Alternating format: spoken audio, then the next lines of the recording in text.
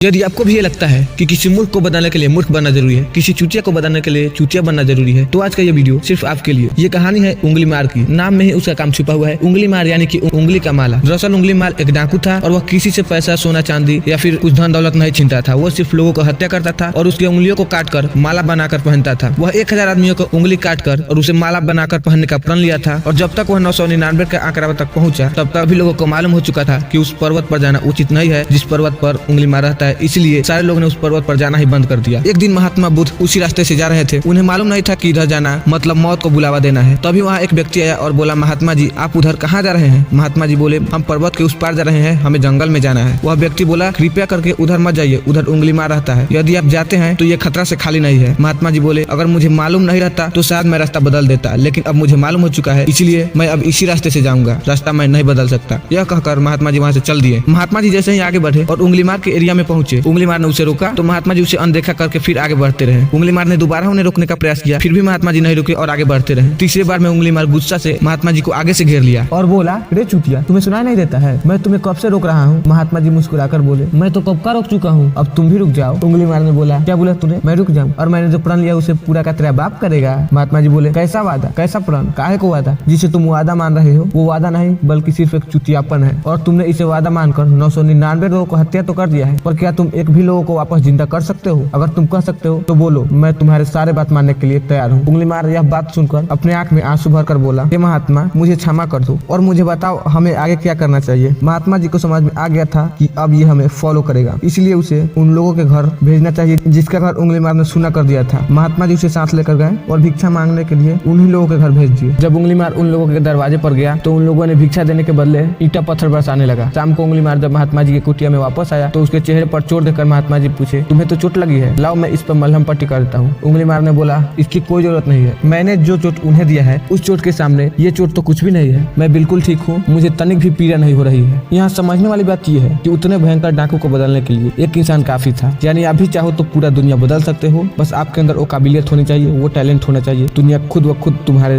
अनुरूप ढल जाएगी। इसीलिए चूतिया लोगों को बदलने के लिए अपने आप को चूतिया बनाने की कोई जरूरत नहीं है, बस कोशिश करो कि उन लोगों को अपने तरफ बना ले। तो बस आज के लिए इतना ही, मिलते हैं नेक्स्ट टाइम।